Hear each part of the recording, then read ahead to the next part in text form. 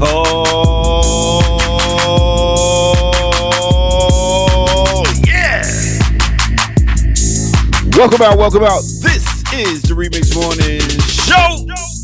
Right here on Black Liberation Media. In case you didn't know, I go by the name of the Ear Doctor, coming to bring you that boom bap breakfast. Yes, us, not just me, holding the D, coming straight out of the DMV. As you can see, we got the family coming straight off the tree. You know who she be. She goes by the name of Burn It Down, Kim Brown. And she be always executing. You know her. She goes by the name of Jackie Lupa. My natty and my lack. Get on my level. Hell no, never that. I knew you wasn't real because all you do is chit chat. Hey. Turn up. Trillville. Oh my goodness. Sing the song, Air Doctor. Get on my level. Get on my level. Y'all gotta get on our level out here, man. Come on. We organizing. The preface, the pronouns used. You can never ever. You could never. Oh man, Little John had an error, and condolences to Little John for the loss of his son. That was very, very sad. That is awful. What in the world? Oh my God. Crazy. That is just horrific. Yeah. Yo, and big up to Kamal K. Franklin. I thought he was going to say, speaking of horrific. No. That's where I thought he was going. That's why I thought you can't do it on that's a terrible transition. I'm a good DJ, man. Stop. Oh, okay. Hi. He's not as craven and depraved as we make him out to be. True. God. Yo, yeah. Big up to Little John. Yeah, that's a tragic thing right there, man. What happened? His son was found dead. Yeah. Oh no. And I think, have they said that they've declared it a murder? Well, his body's found in a pond. So yeah. Circumstances all very, very weird. It looked very weird, you know. Very murky. Yeah. But the funeral, I think, was a couple either yesterday or the day before. And you know, it was just, of course, the pictures and no parent wants to bury their child. That's you know, age 27. Wow. Yeah. So all right. Well, that's a way to start the show. Very sad. I mean, but I was just saying because Little John had an error. He produced that Trillville, and as soon as I thought about Little John, I thought about you know. That's why I played it because you know, love and loss. You know. Yeah. Oh.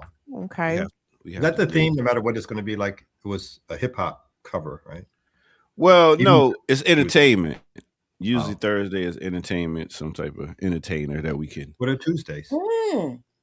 Tuesdays is national news. Really? Wednesdays is international. Wednesdays is what? International. It is? We talked about Nigeria. We talked about Nigeria yesterday. So you have a theme to the covers. I didn't realize this. None of us did. Nobody. I think Kim did. Okay. I think I've said it numerous times, and I think Kim did. Yeah. I had an inkling. I wouldn't say that I knew. I don't remember any saying of these things. And usually Friday is sports. But this Friday, since we're getting into Valentine's Day, I thought about AI love, like the love for. That could be me. Put that picture back up. The love for AI. How many people are falling for it? Man. I had a friend that made a whole AI album, and all he did is gave concepts, and the beats were made AI, the lyrics, the whole thing. He asked me how I liked it, and you say you don't got nothing to say, don't say nothing at all. Turned around and walked away. Yeah, I'm like, it's soulless. It's soulless. It doesn't have no mistakes, no flaws, nothing that makes me be like, oh, I can feel that. So he It sound evaporated. good. It But did it's sound good soulless. though. Yeah, it sound good, but it's soulless. I'm like, hey. Well, if you didn't know it was AI, would you feel the same way? If you just said, "Yeah, I produced this album," I would have to sit down and listen to it and see, you know, because that would if be I could if I could feel anything from it. that would be interesting. And So then, can you basically, make an AI album if you didn't make the album? AI made the album. That's right? a That's Isn't that how's what the Timberland copyright? is doing? Isn't Yeah. that what Timberland has a whole AI artist, which the whole thing I don't really understand because I'm like, so it's not a person? it's Like, not what a are we person. talking about? So Not so a how person. is this not a person making an album? What? No, okay. I'm sorry, we're I don't supposed to get go it. out and buy music from not a person? We're doomed. I, We're doomed. and like Chat GTP, like when Oh, that makes scripts and stuff like that, does it get any money, or how does that even work? Like you get all the money from shit you don't even make, just given the concept. I'm I remember the last writer's strike, like the Hollywood writer's strike. That's one of the things that they were fighting over, to make sure that the producer or the owners didn't go and just take AI and start writing scripts, even I think AI actors or whatever. But it's going to creep. I mean, that's what they're not building these data centers for nothing. So they're slowly but surely, I think, going to knock out, particularly, mid-range, whatever. They're gonna knock folks out the box. That's what somebody says capitalism, and that's true. That's what they do. but it's capitalism. It's like it's about to fuck itself up because you about to eliminate all the jobs. What are people? How are people going to buy the things in this goods and services economy with no jobs? Credit. Because AI done took all the jobs. Credit.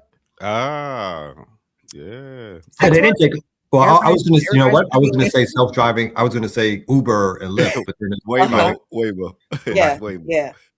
But he's right. Credit also, because I was watching TV last night, and there is a new instant loan service called Dave, and the commercials feature people in everyday situations, like in the grocery store.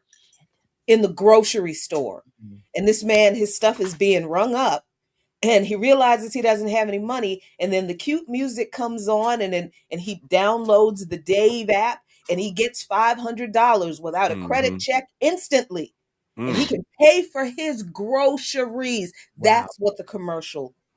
And I saw two commercials like that last night. So Kamal is right. They are. Did you know that you can Instacart, or not Instacart? What's it? The installment payments, Klarna. What's the other, DoorDash. all of the other ones? You can use those to buy food through like Grubhub. Ooh, Yeah. with a 45% interest rate. So They- put us yeah. in debt. Put us in debt with credit cards. Have Mhm. us paying a 50-year loan for a house. Isn't this indentured slavery once again? Yeah. Yeah.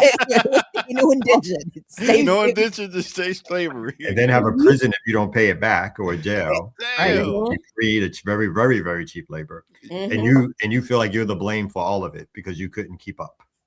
Right.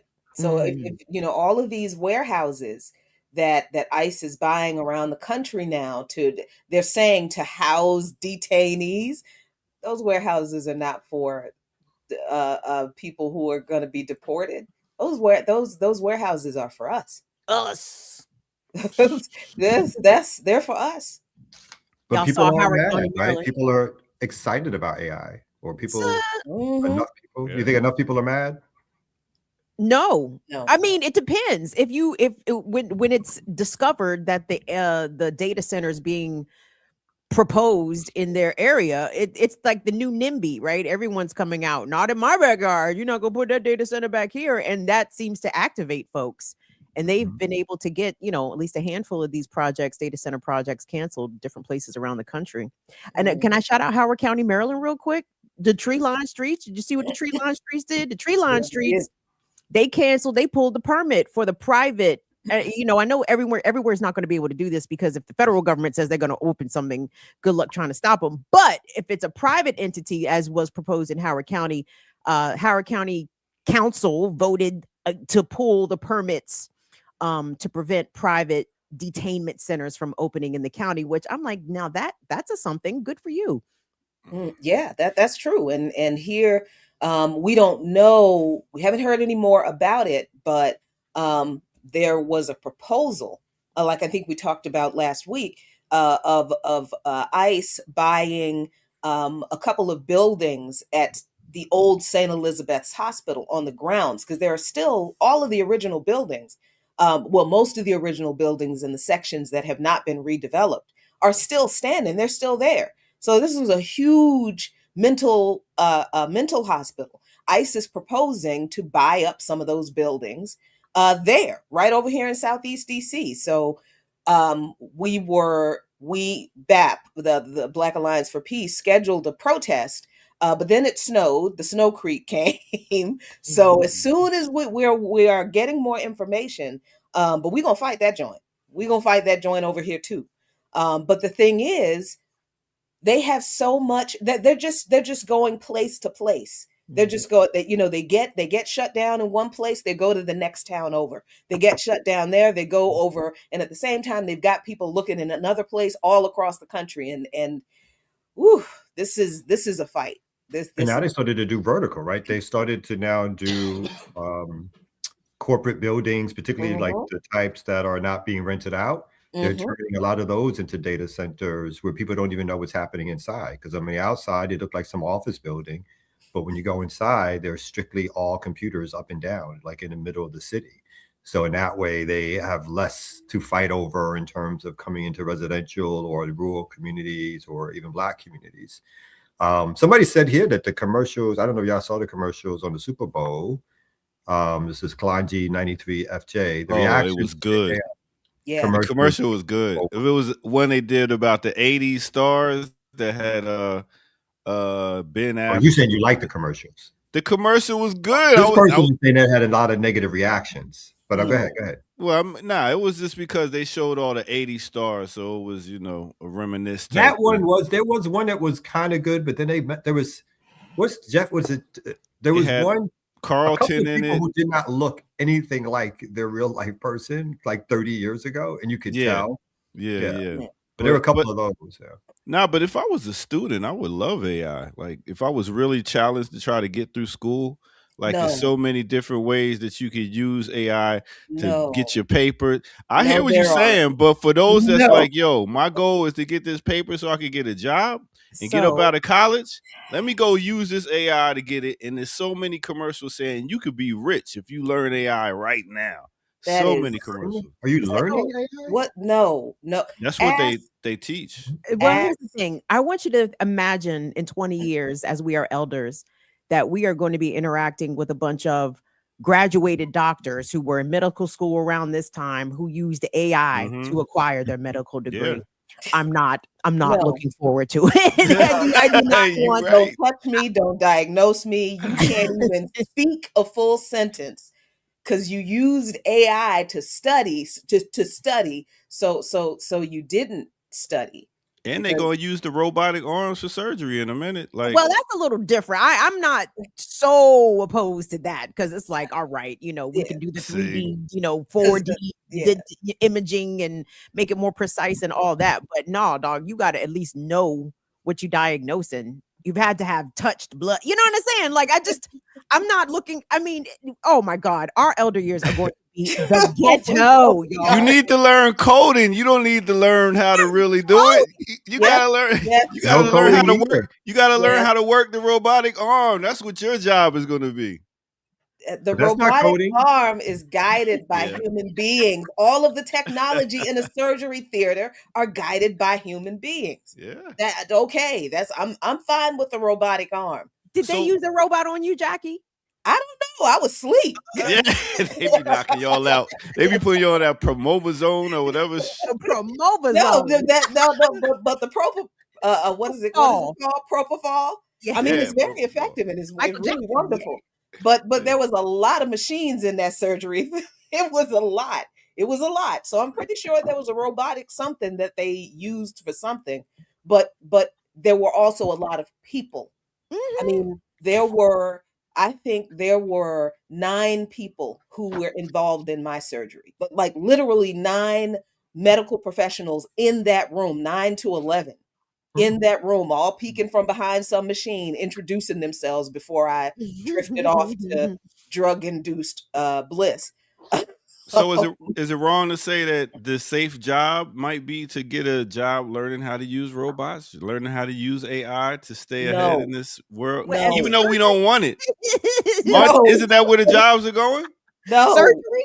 Yeah, No, probably. I'm talking about learning how to use robots. Read a damn book. Waymo. Jesus Christ, Sir, read didn't you a see book. iRobot? So Will Read. Smith's aunt in iRobot is us. I want y'all to know that. Like that lady was born in the late 20th century. So Will Smith's aunt in iRobot is all us. Yep. Unless And- that robot is going to help us clean this house and make some dinner, it's dangerous. Yeah, Right. Robot it is is. dangerous. Shit, Damn. this fucking robot is dangerous as shit. Snitching. Oh my goodness. No, We carry a robot with us every day. but truthfully, I mean, the technology is fine. I don't have a problem with the technology. It's the society that the technology is developed and used in. That's the problem. So, look, I don't. AI can be useful, and yes, I'm going to bring up China again because damn it, China. yeah, that they use AI. But you know what they use AI for? They use AI to help get people information through social services. So yes, people can go to a CPC service center looking for information on how to do something, and they're shown a computer and they use AI to gather all of this information and give it to them. That's great. That's fantastic. But doctors still go to medical school and study the traditional way on how to do surgery on people, how to be doctors. Teachers still go to college and get degrees on how to educate people and guide them through the educational process. There is not, the technology is there. The technology is advanced and it is used throughout the society, but it is not used in a way that is exploitative of the environment, because China is building data centers underwater to cool underwater. Wow.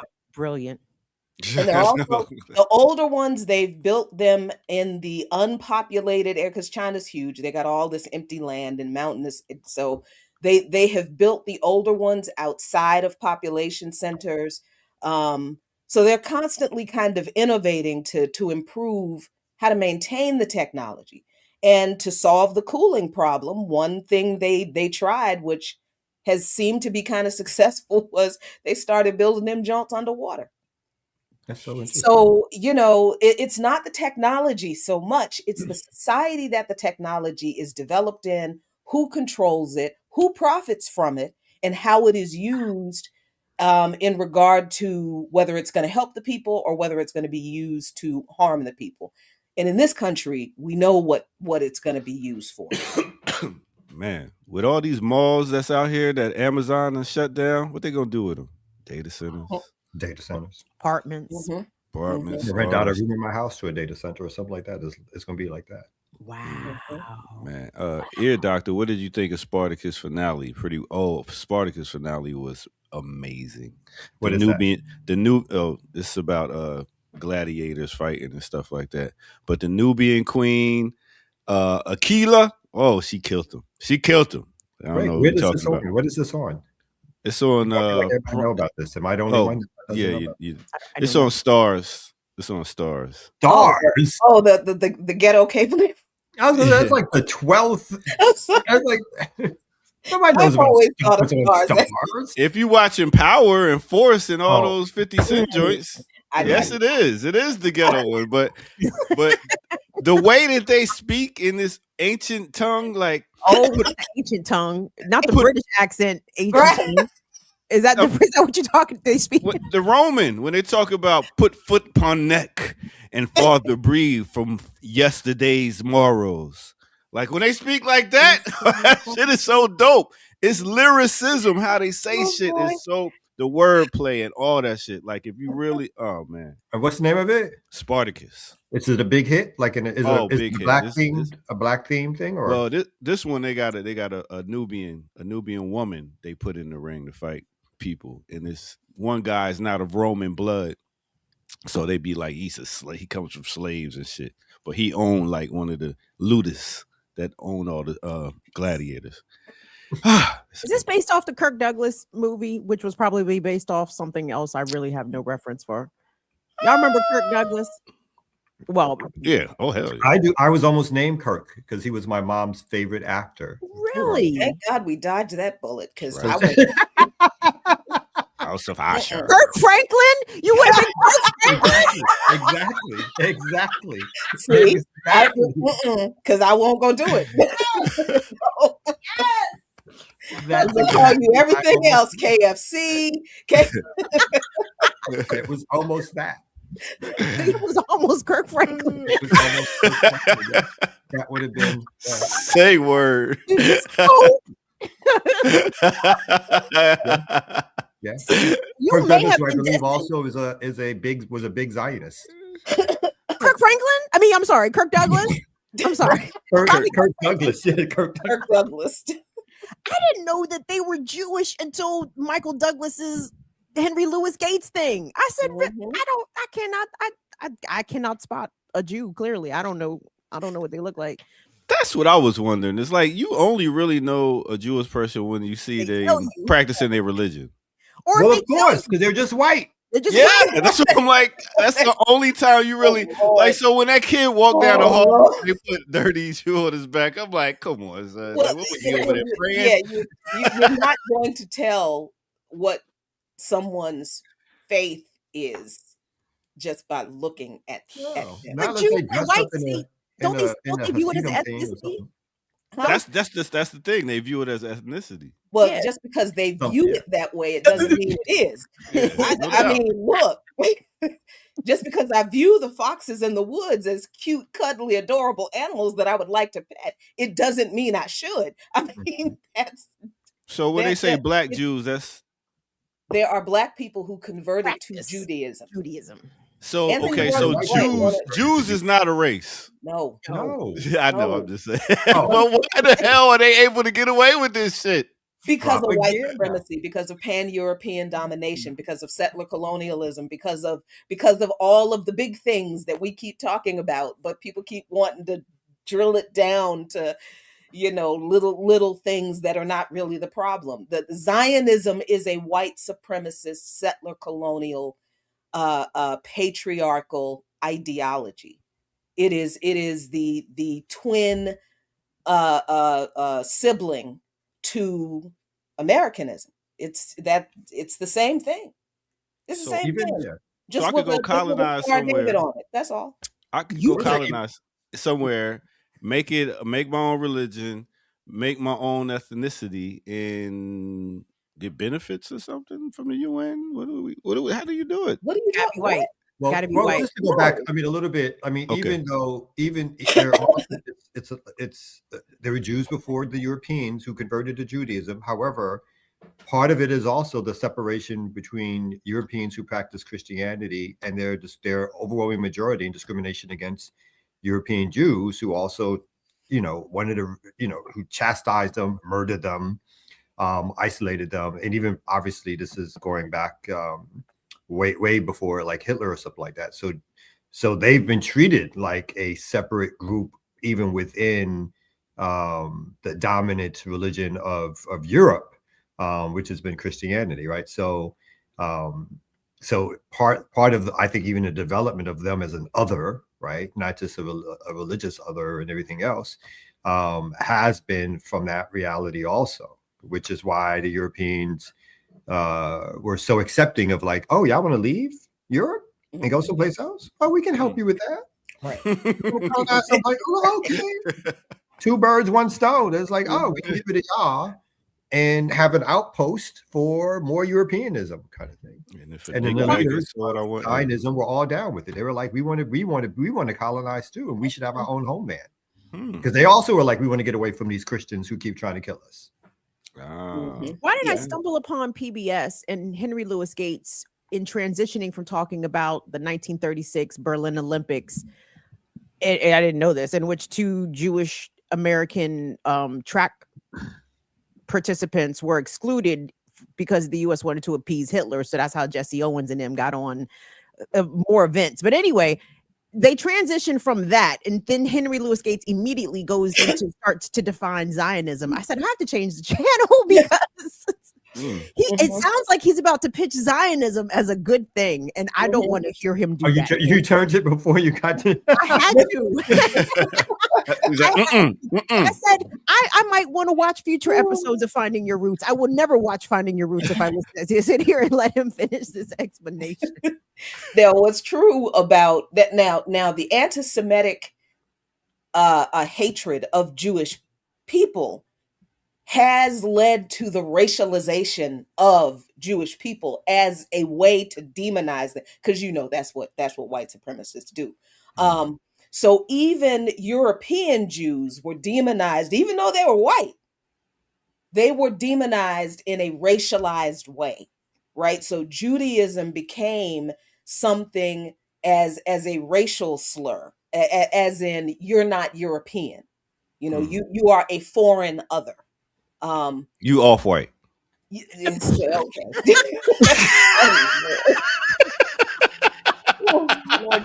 Okay. Not white enough. Is it not what usually happens? Like the Roma people, European, not white enough. But then there is also not white enough. Russia's not white enough. Roma's not white enough. And I mean, that's kind of true, because they done turned Russians into Asians now. Damn. Because this is what white supremacy do. But then there is the separation or the delineation between Sephardic and I think it's Mizrahi Jews. Jews in Palestine, and yes, Jews have been in Palestine along with the Christians and the Muslims for millennia, well, not millennia, because the religions didn't exist that long, but for as long as these religions existed, Jews, Christians, and Muslims have lived in Palestine together and so those people in that region tend to be more brown. But that's because they're Palestinians who right. happen to be they're Palestinians, not because Judaism. they're Jewish, is because they are Palestinian. Yeah. So that there is a racial aspect imposed upon I think Jewish people because of the anti-Semitism from Europe. But at the same time, you can't look at someone and know that they are Jewish just by looking at them. There's Ethiopian Jews. Exactly. There's Ethiopian Jews. There's Iranian Jews. Mm-hmm. I mean, it wasn't until a few thousand years ago that Iran was not a Muslim country itself, right? So religion spread, and of course they can change culture, politics, and everything else. But it's the study of the history that can allow us to separate the propaganda that we get that tells us that these folks are from the Middle East, right? Most of the one, it's like, no, you migrated from various European countries, including Russia, including Germany and everything else. Yeah, Poland. White colorism. It's a damn shame. I actually talk about this. I talk about the religious roots of this anti-Semitic bullshit, racialized bullshit in my book. How people misconstrue biblical scriptures and come up with justification for, both Islamophobia and this justification for Zionism. So I do try to tackle that and where Christians get this shit from the Bible in my book. You're going to tell us the name of the book? The book is called, woo! That's not the book. Not yet. Y'all gotta wait. No. The book is called "We Need John Brown Christians: Embracing Faith That Challenges Empire." I like that. Yeah, that is damn good. Not too long of a name either. I like it. Yeah, so we need them John Brown Christians to raid the armory. Yes, complete the mission. Yeah. go Eddie up. Let's go. That's crazy. Someone asked Malcolm what whites can join his organization or he would be allied with. He's like, John Brown. Without hesitation, my man had it waiting on him. Yeah. Wow. So we got the paper bag test. They got the white paper test. They like, eggshell. Keep going. No. Keep going. No, the European hierarchy is crazy because it's like I don't like who did they put on top? It's the Nordics on top, right? The whitest of the white. Mhm. The Swedes, the see those, Finns, the Danes, and then you got the upper tier whites, which is I guess the Brits, the Belgium, France, and then y'all the lower tier Europeans. Got to be Australians. Ooh. Oh, that's Right? it. I always forget about the Australians for some reason. I mean, wasn't they like wasn't they like a jail? Like they sent a lot They of were the the bad England- people. Yes, England let out. Australia was a Oh, yeah. penal colony. Yeah. Oh, Mhm. yeah. Yeah, don't worry, I know a little history over here. I did go to Morris Brown. Very little. Hey, you ready to get into some news? Can I do my apology to Jackie? What? Oh, You bringing up old wait, shit? Go ahead. Yeah, I want to apologize, nigga. What's wrong with you? Shut the hell up and let the man apologize. Let me apologize for my brutish behavior. In all seriousness, like my bad behavior the last time we were on. I said it to you before. I know we had different sides of an argument, but I think publicly or on the channel, I took it too far in terms of being disgruntled or whatever. And I sincerely want to apologize to you because I love you dearly. You're a comrade. You're a friend. I respect you and your opinions and your factual arguments and stuff like that. So I just wanted to let you know that I love you dearly. And I want to tell you that I do apologize. Well, thank you very much. And if it sounded like I was attacking you, I honestly was not, because you know how I feel about you, motherfucker. Yeah. Don't you mess with me again. I know, and I know some of you guys don't know this, that this stems back from me and Jackie's history together. Like, I don't know if folks know this, that we had a love child, and then we, part of it was like, at the time I was disgruntled because, again, in retrospect, she was correct on this, but I wanted to name the child Little Gnome, and then she said no. And it was a terrible fight. It was so unreasonable. I feel like LJ is y'all okay baby. now, but it's okay. It's okay. I love you. Oh wow. You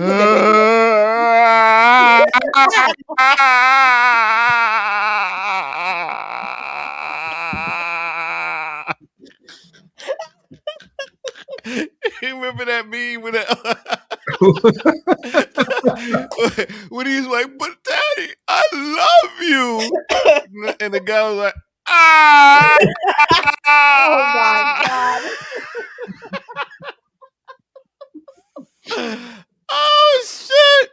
All right, modeling oh maturity. my God! So let's take. I love the example. Chat, follow said example. You see what it is. Look at these grown folks. Yeah, behaving grown up. It's struggle, unity, struggle for unity, struggle, unity for a reason. That it's not. This is serious shit. You think that organizers get along and agree all the time? Dear God, no. No, we're human. We disagree, and it's okay, and it's not personal. Because if it was personal, I would have called you and said some shit to you. Well, good. So I said, we're good. The road of liberation is long, y'all, and we're taking it right here on Black Liberation Media on the Remix Morning Show. So let's go ahead and take a quick break, and we're gonna come back with some more on the Remix Morning Show. Let's go.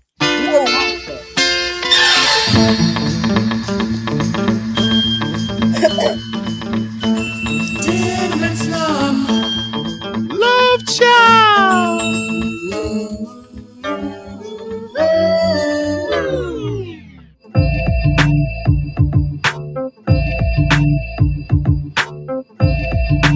Once again, welcome out. This is the Remix Morning Show. I go by the name of the Ear Doctor. Thank you all for tuning in. We're gonna get you a remix on the Remix Morning Show. So let's get into it. Let me go pull up something right here for you and yours, like this. We're gonna do a remix.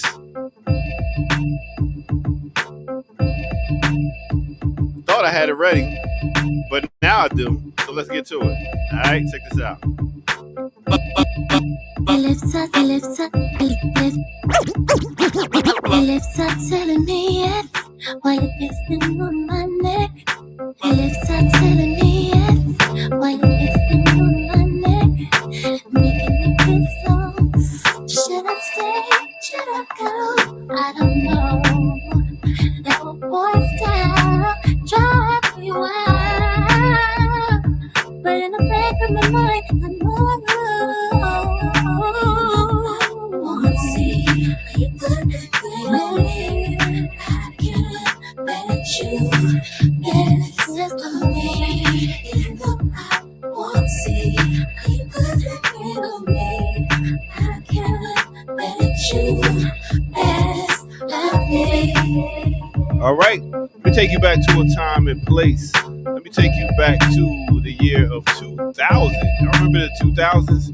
Well, yeah, that's when Maya came out, and she hit us in the head with that song "Best of Me" featuring Jay-Z off the movie Backstage. Hit that like button, subscribe if you're new to the channel, go to patreon.com, become a member over there, get footage that's rare, and donate where? BLKLiberationMedia.org. Yes, donate, show your love, get you some merch, and rock out with us. All right, with that said, let's get back to it right here on the Remix Morning Show.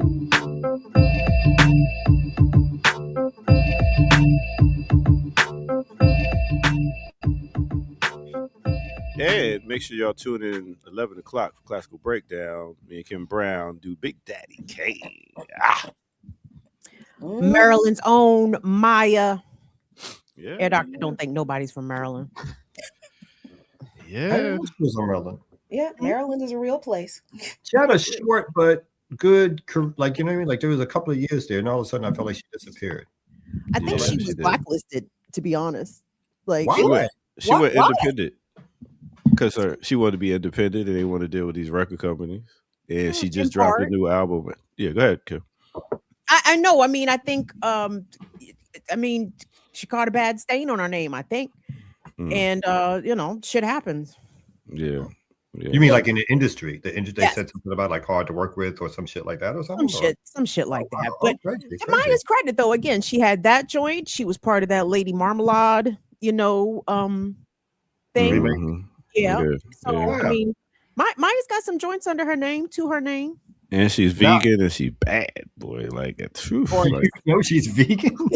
Yeah, she I mean, her skin is radiant. She looked like she's still in her 20s. Oof, yeah, she's a baddie. Oh wow.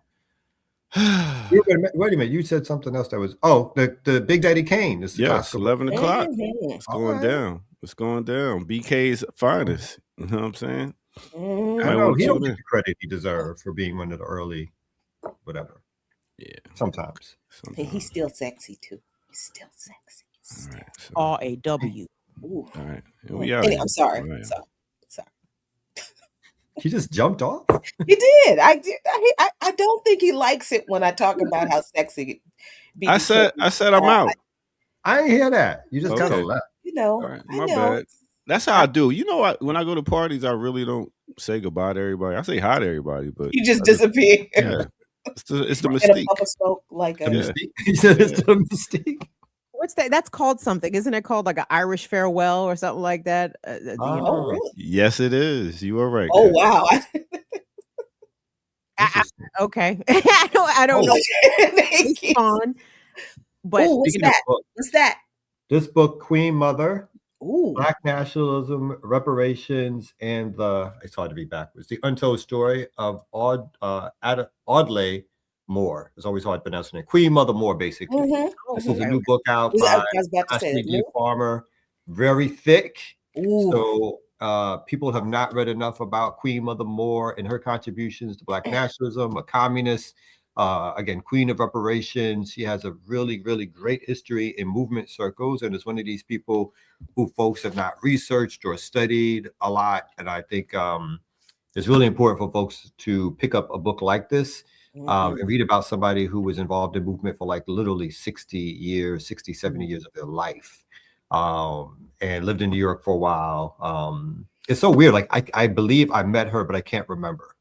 That's how, you know what I mean? So she's one of these people who, again, deserves a higher profile and space in Black liberation movement.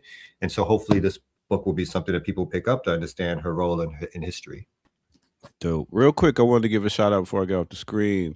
1999 super sticker, Cynical. Is that it, I believe? Cynical again with $1.99. The man says, settle your quarrels. Indeed he did. All right, Random Thought 7807 1999. Love the public discussion about the struggle. All right, we love you coming in and dropping coin. True. Okay. We're right. gonna slap us some mappers. Mm-hmm. Slap us some mappers.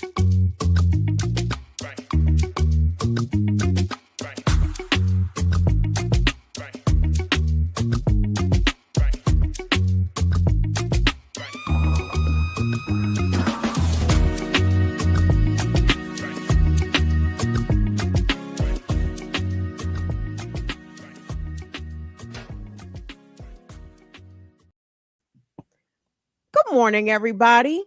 Peace, blessings, greetings, welcomes, all that. It's the Remix Morning Show, the Thursday edition, featuring none other than Jacqueline Lukman, Kamal K. Franklin, possibly could have been known as Kirk Franklin. Movement dodged the bullet. Like, which Kirk Franklin, the organizer or the nigga? Which one are we talking about? What's Kirk Franklin, the light-skinned dude or the Christian? What?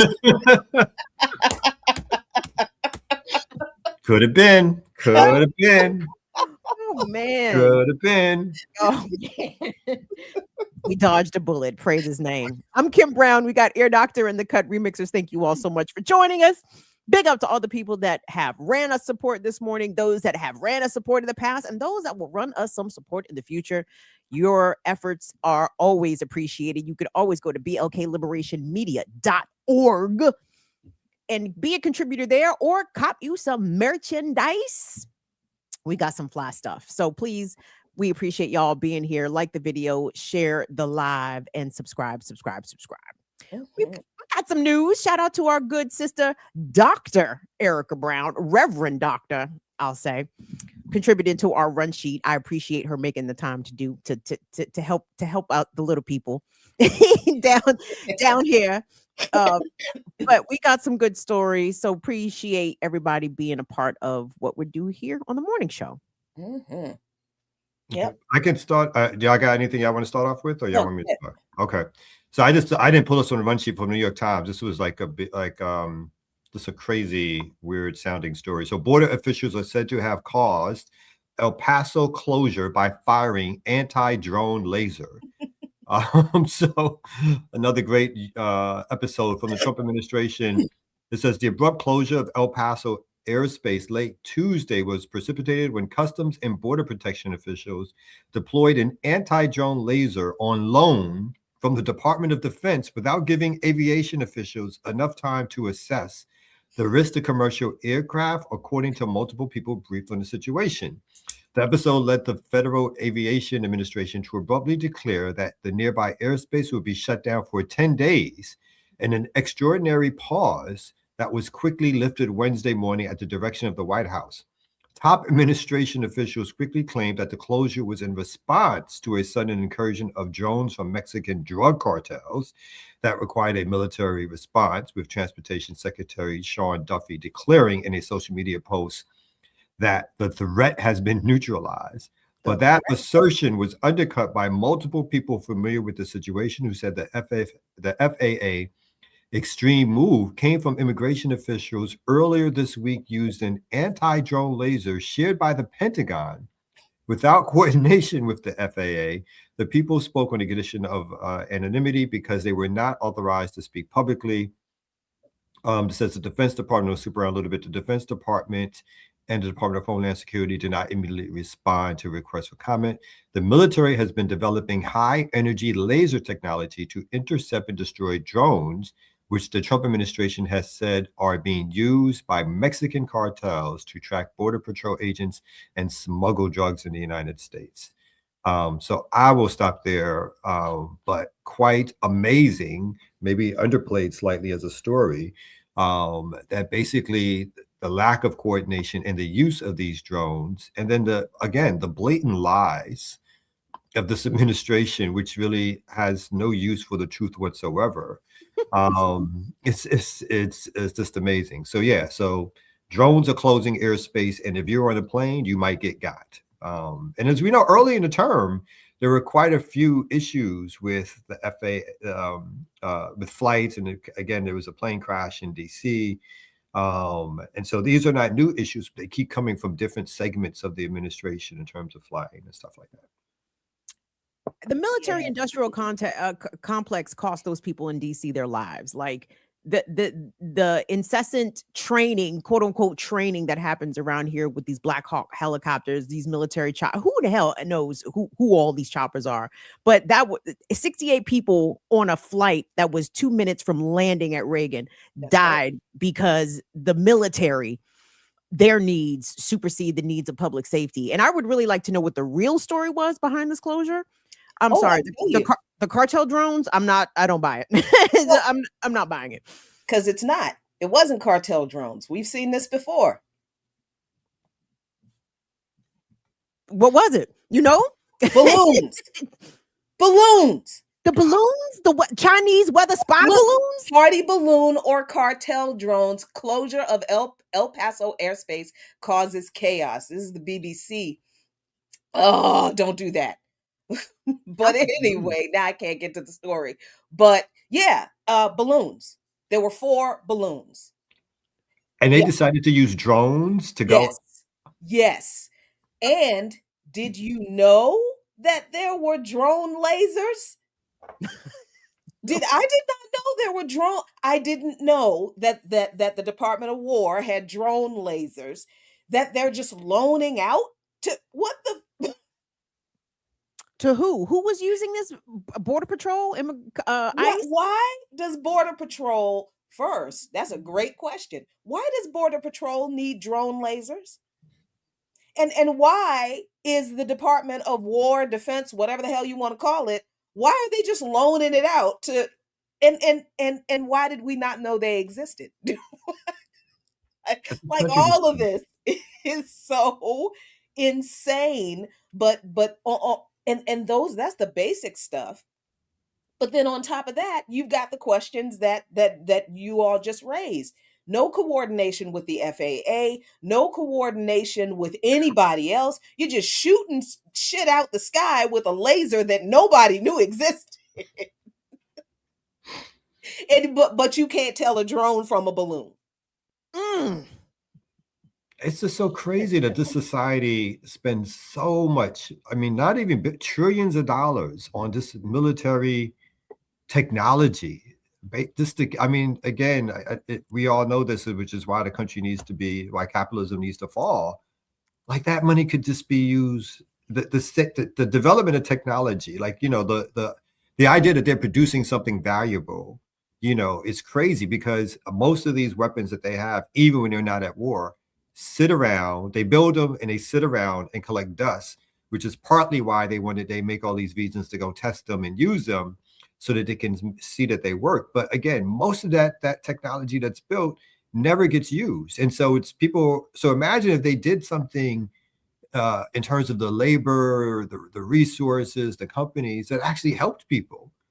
We could literally cure cancer, or could develop, make sure that food wasn't developed with certain things, or make sure you could build homes that could be productive. You could give homes away literally and make sure people could live and prosper and be indoors and not be homeless and all that kind of stuff.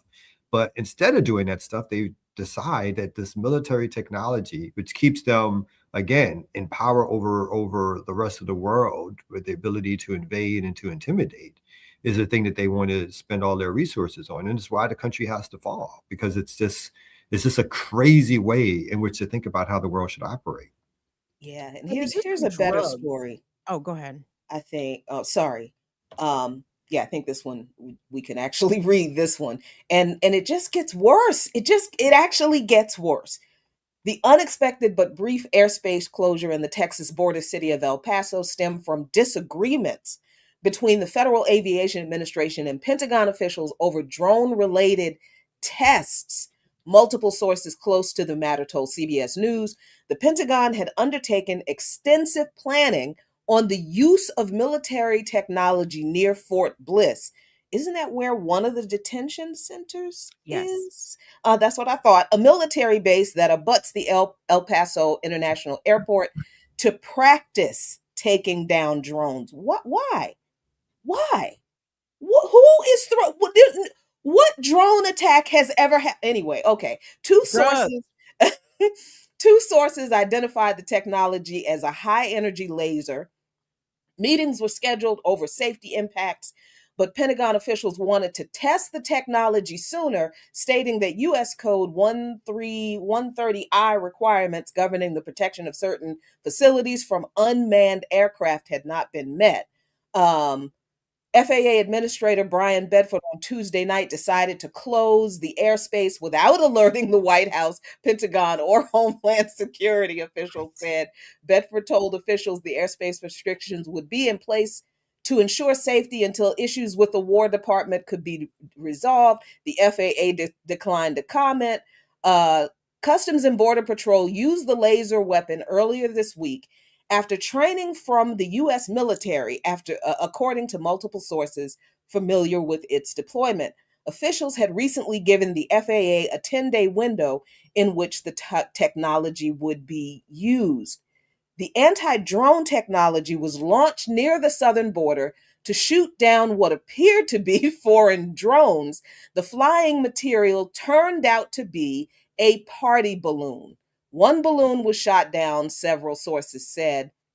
They claim that Mexican cartels have been running drones on the border lately, but it was unclear how many were hit by the military's anti-unmanned aircraft systems technology, the laser, this week. So it had since come out, since that story was published, that it was 4 balloons that they shot down. Everything they shot down was a fucking party balloon. No drones. So no drones. All balloons, zero drones. The hilarious thing to me at first was that they said they only got 1 balloon. I was like, so with all that, you missed the other 3 or something? You got it's like, no, you got them all, but they were balloons. I mean, I'm very tired of living in a country that tries to justify all of its extreme actions by saying drugs. It was the drugs. If we didn't shoot down these drones, drugs would have got in. If we didn't blow 100 people out of the water, drugs would have got in. It's like it's a constant sprinkling of the crack when it comes to why this country behaves in boorish ways. And I guess you got to protect us from drugs. You should not protect us from drugs and actually protect us from poverty. Protect us from, no health care. I bet you the drug consumption would go way down if they protected us instead from those things. Mm-hmm. Absolutely would. That's what everybody else in the world understands. That's what socialists understand. If you want a stable society where people are not put in situations of desperation, yeah, you provide for people's needs so that the only thing people really have to worry about in life is what they want to do with their life.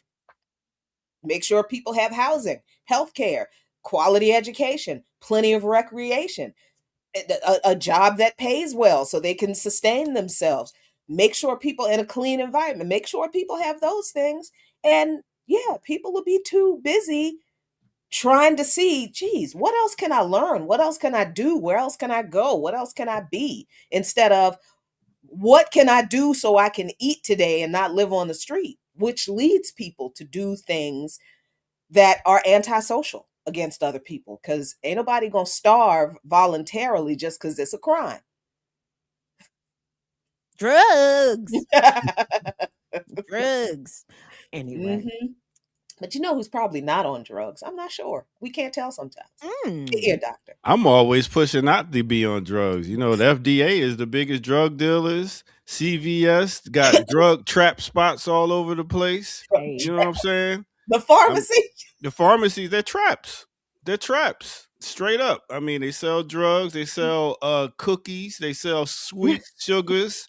What you got against cookies? Why? That's a drug. Why you go with the cookies? All these, because I was at the store last night and seen a bunch of kids just getting like them little Takis, a bunch of Takis, bags of Takis and Gatorade and stuff like that. I was like, not all cookies are bad, right? I mean, you can bake some good cookies. Cookies are fantastic. Yeah, well, I'm just saying the cookies they got at them gas stations and CVS's, and it's all traps, y'all.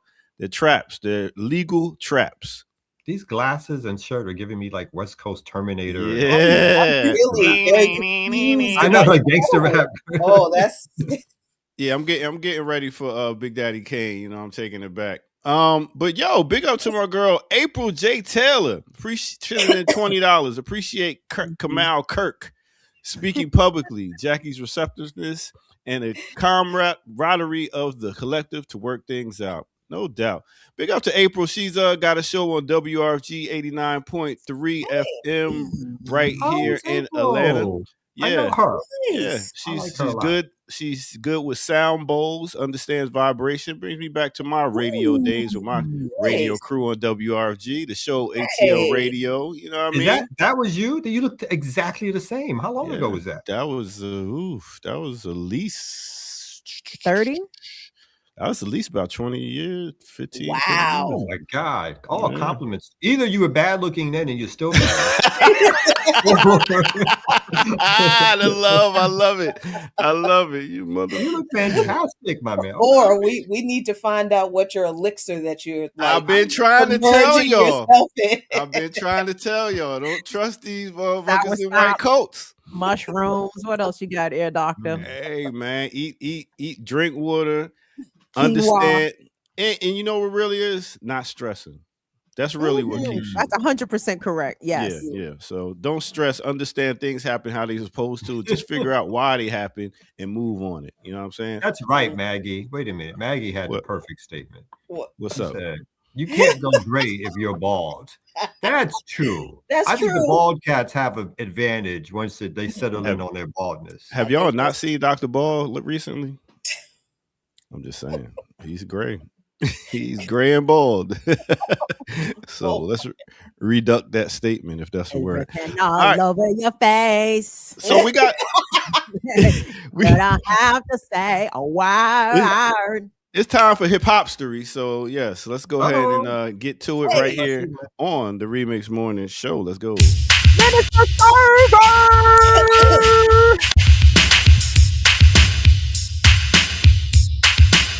Well, hello everybody. How you been? It's Starsky, and I'm back again. Hey, what's up, server? What's good, fam? Peace and much love. Black Liberation Media remixes. What's good here, Doctor? Hey, as good as that shirt you got, that community movement building shirt. I see you repping. I already know what it is. Even though come on, I'm still not getting email. That's a whole nother conversation. Welcome to Black Liberation Media. But who we talking about on Hip Hopstery today? We gave y'all a little taste in case y'all don't know who was that we was playing. Yeah, yo. For those that don't know, that was Kevin Smith, also known as Love Bug Starsky. Yes. One of the pioneers that one of the pioneers that definitely we don't talk about enough. You know, for those that are in hip hop talk about him, but outside people really don't know about Love Bug Starsky because he never really had a hit record, but he's the one that's credited for the term hip hop. You know, him and Keith Cowboy used to be at the party saying the hip hop, just kind of using it as a filler, as he said. It was kind of like a filler with nursery rhymes and things of that nature.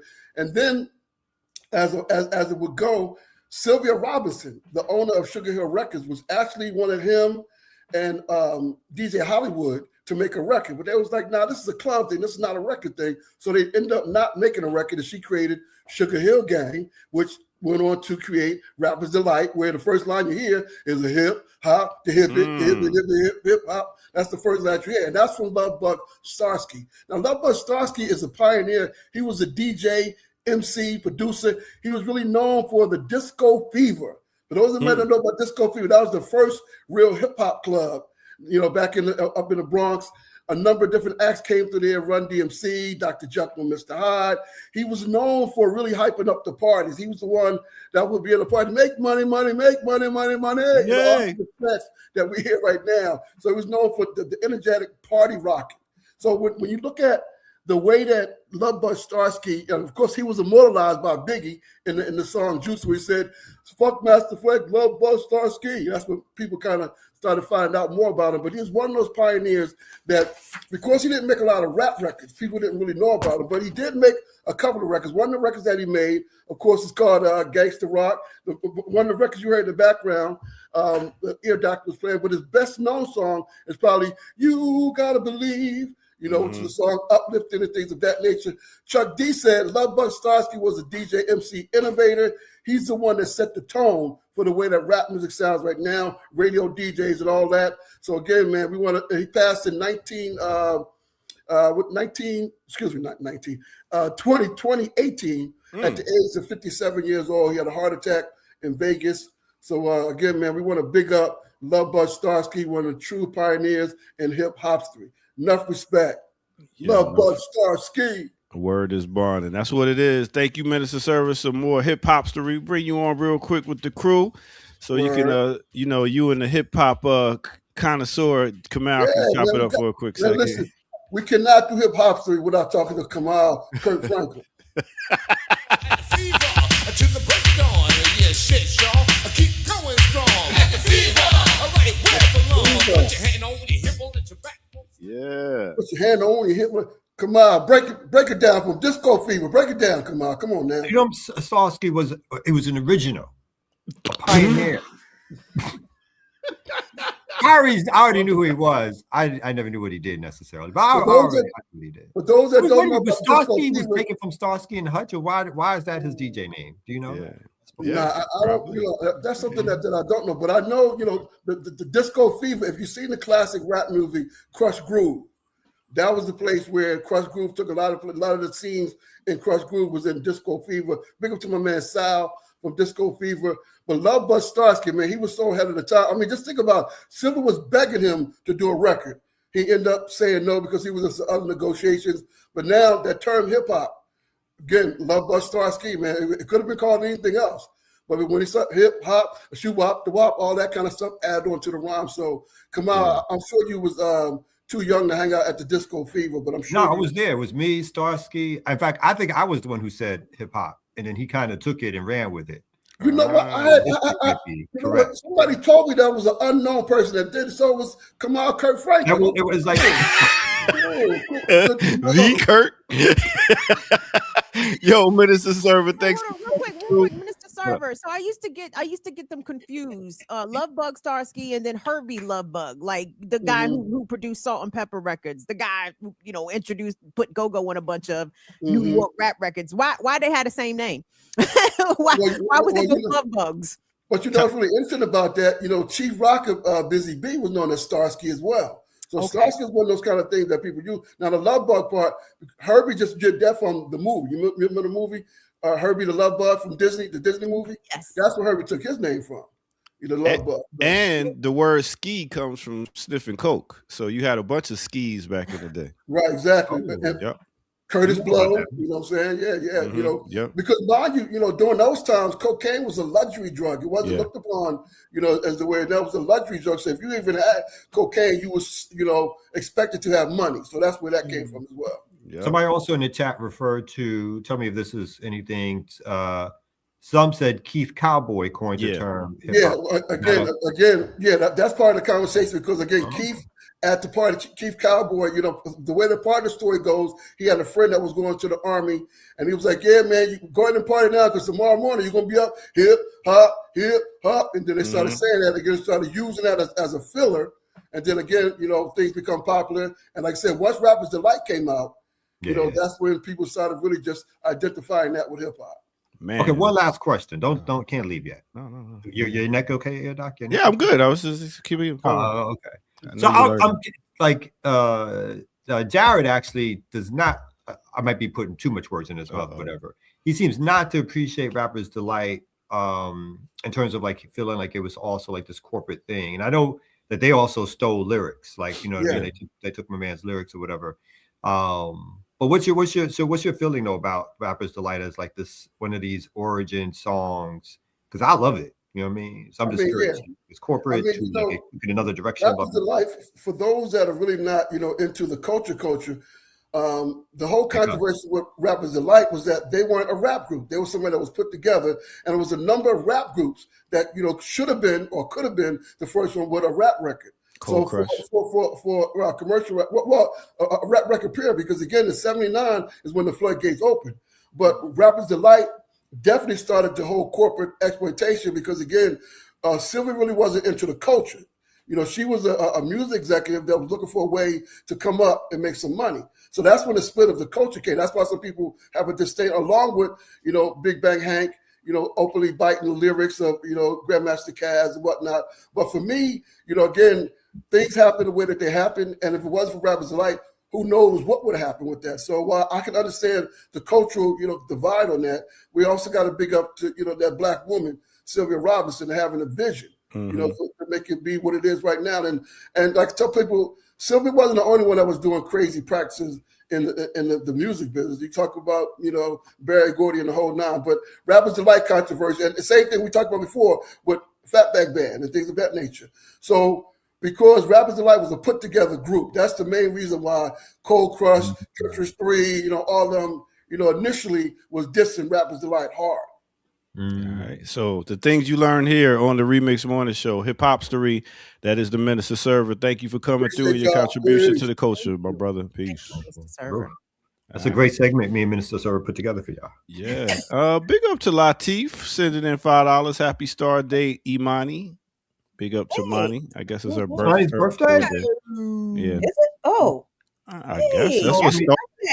Owing somebody a call or email or a text. She owes me a text or email or something.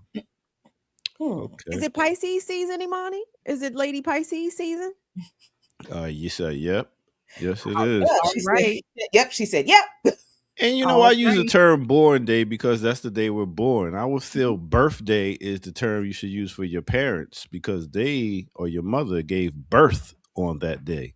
You were born on that day. So instead of saying birthday, born day. All right. Too deep on that. Yeah. Okay. Well, that's y'all want to speak this English now. It can't be anyway. Later. A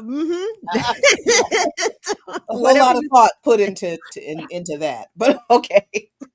We don't worry how we conjugate our verbs and what tenses we're speaking in there, Doctor. We are here to bastardize and dismantle this colonizer's language. Nor does he care either. I know. Yeah.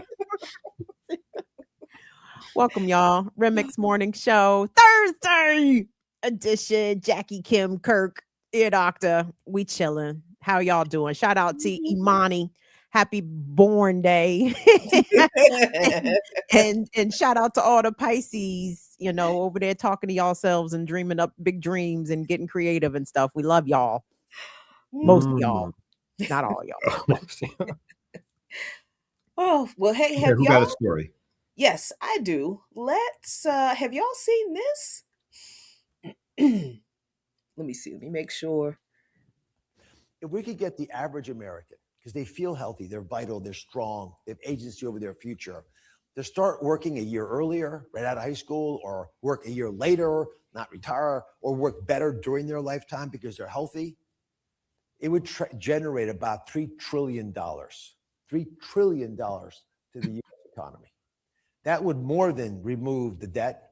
It would provide us unbelievable strength because the taxes on that $3 trillion would allow us to keep Medicare Part A solvent, to make a trust fund.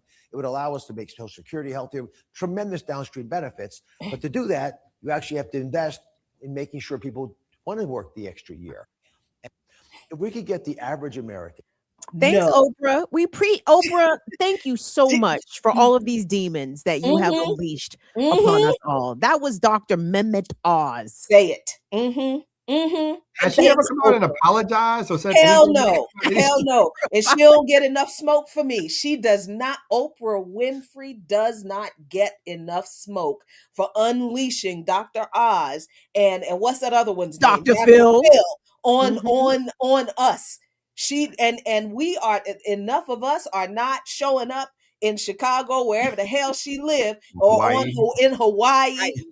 Y'all make her miserable. I don't understand why we are not holding that woman accountable, since y'all will always want to hold somebody accountable so much.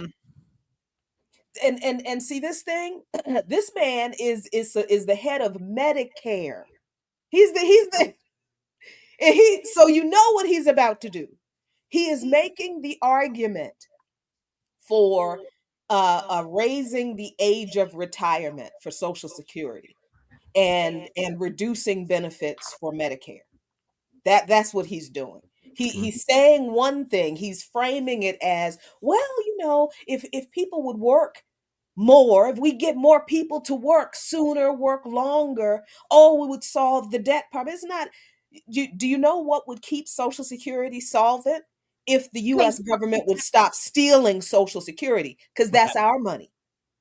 That is our money. That money doesn't come from the government. That is money that is set aside from the workers for the workers' retirement. That is what Social Security is. And the US government keeps taking that money and using it for other things and then turning around and telling us Social Security is insolvent. It's not insolvent. They're stealing the money.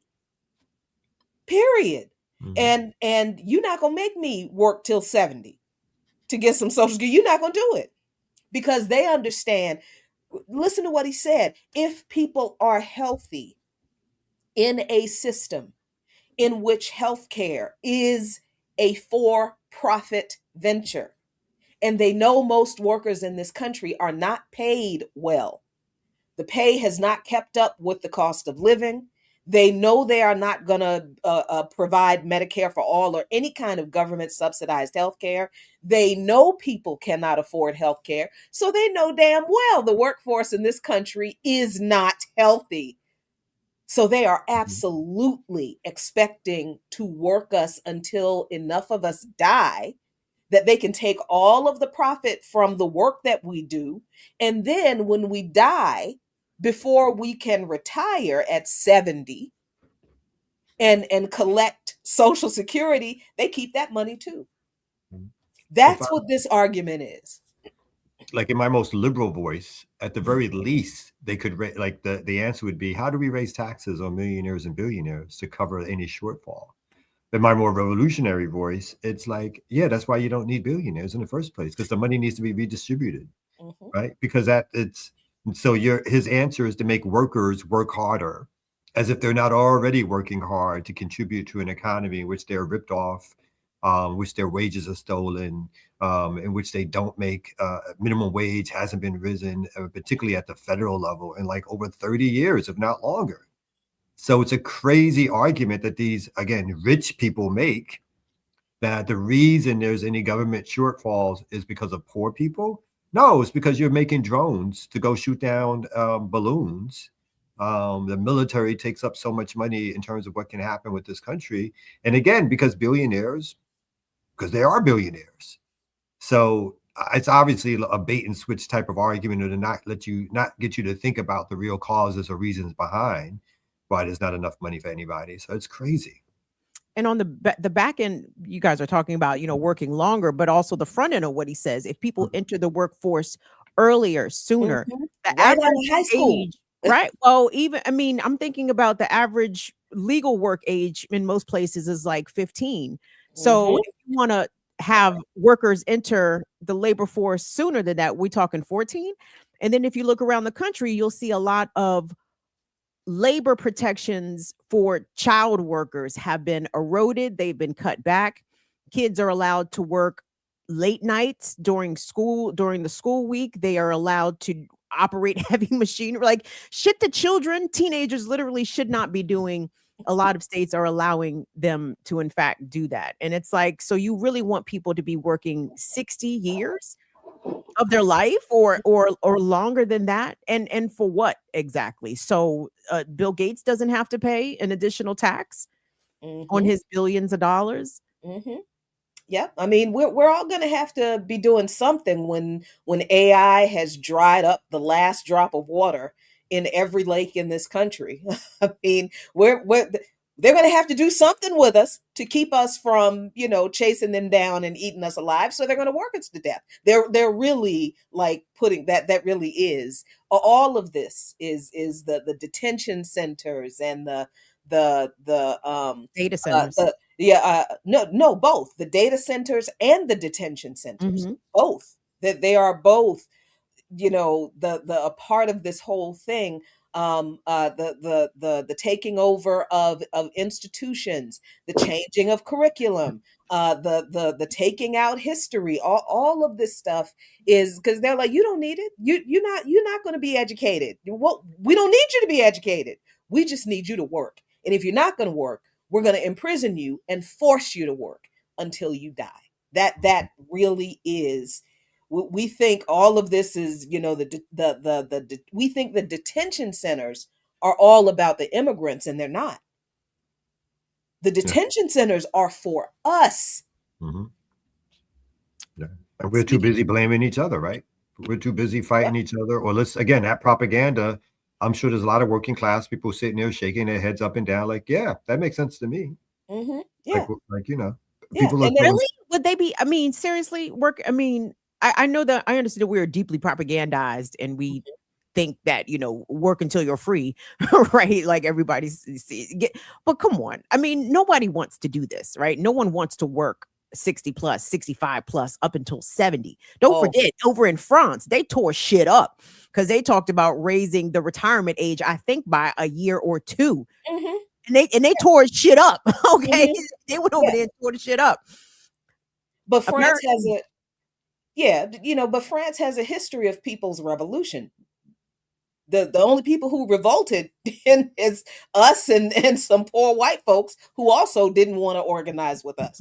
We don't have that history, that solid history of organized people's revolution in this country the way the French have. Well, the contradictions therein in France, but yeah, I mean, even the data centers that are a part of this people don't understand.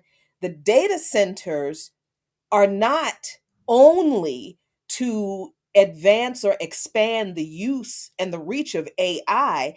The proliferation of data centers is connected to the proliferation of the surveillance network that is deployed, that is already deployed and going to be expanded in this country. Those data centers are being built to store data about us, so to put us in those detention centers. Mhm. So think of the detention centers as the expansion of the existing carceral state, where we know prison labor, prison slavery is a thing. They're just expanding that model and using, yeah, AI is a problem, but that AI is not the main problem with the data centers. It's the surveillance.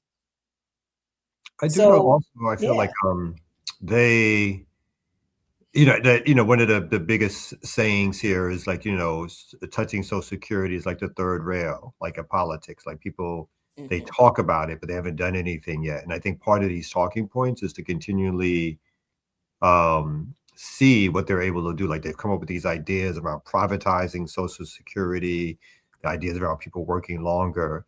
So I'm always curious when they start talking about social security benefits. It's usually a way of saying, oh, we're about to be bankrupt, so we have to change the system. But most politicians are scared to change it, maybe because of all the elder folks, not because they think of kind of revolutionary change may happen from those folks, but they may vote them out kind of thing. So I do think there's that, but I also think people are othering.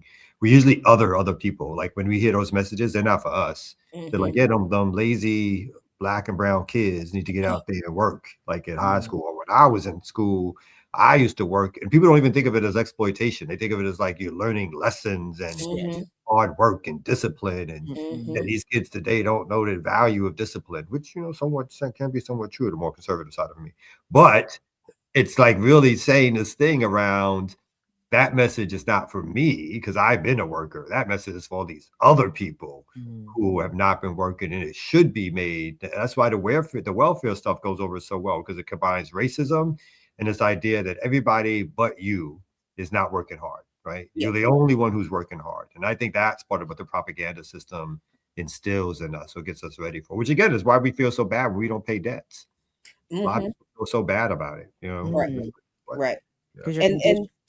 yeah, and to a comment that somebody made about the difference between France and the US, it's not that diversity is the problem. That is that the US is not politically fractured, and the people, the working class here, is not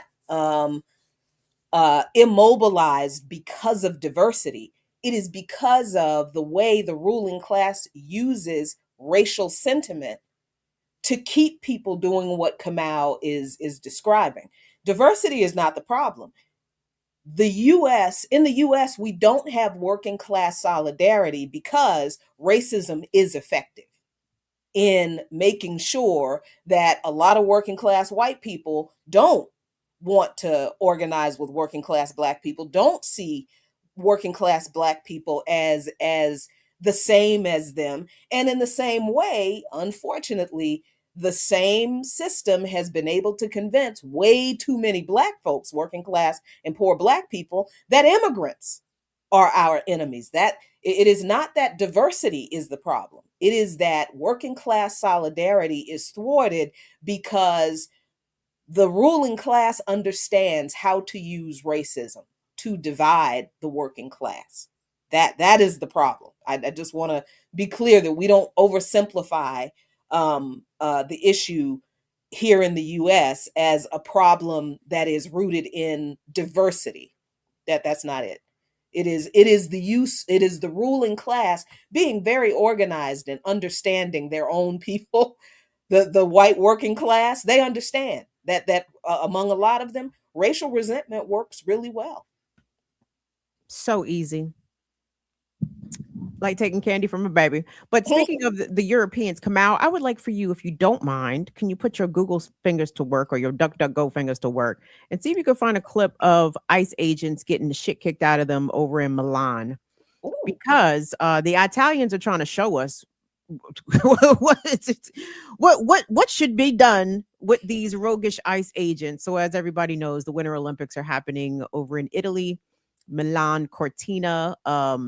JD Vance is over there, the vice president. Little Marco's over there, and they brought ICE agents to this Olympics with them. Now, from what I understand, that is not so unusual for immigration to accompany either people that are the heads of the government along with Secret Service, but this ICE presence in Italy has a lot of people in Italy protesting, fighting back. There was a standoff between protesters, and I'm not sure if it was the ICE agents themselves. I'm not certain if this was Italian officials or Italian law enforcement, but they're shooting like bottle rockets and shit at each other. I don't know what was going on, but it looked as though like ICE agents, was on the receiving end of some Italian hands and feet. And I said, well, look at that. Well, I love white on white violence. It's one of my favorite genres, by the way. So I will never tire of it. But why come Americans are not beating ICE's ass the way the Italians are beating ICE's ass? And the media is not covering it. So I'm also curious, Kamal, how quickly you were able to find something coverage of this. I found it on some Forbes thing, I have not obviously seen the video beforehand, so how much they show, what they show, we shall see together. So they're saying it's not, because it sounded unusual to me, like the vice president is traveling with ICE agents as part of his personal security. What happened to Secret Service? And so maybe we should ask some questions or some more work around that, because again, it fits into this idea that I have, like ICE is becoming the idea of ICE is like this national police force that's taking on a particular role as the force that they can wield at any point that they want to, in terms of the amount of money now that's been poured into ICE, the changing of the so-called standards to allow a lot more hiring of ICE agents. As people know, the overt tilt, in which a lot of these right-wing folks are joining ICE because they think they can harass, beat up, or discriminate against immigrants and stuff like that. So, but I'll play it right now and we'll see what we get out. And I'll skip forward because I think there are some stuff around it.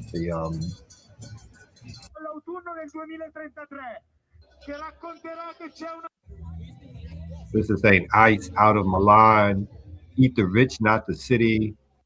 And again, there's going to be some film. And this is a huge protest.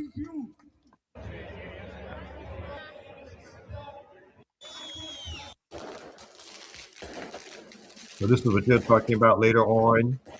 Late night marches, maybe some of our friends from anarchist camps,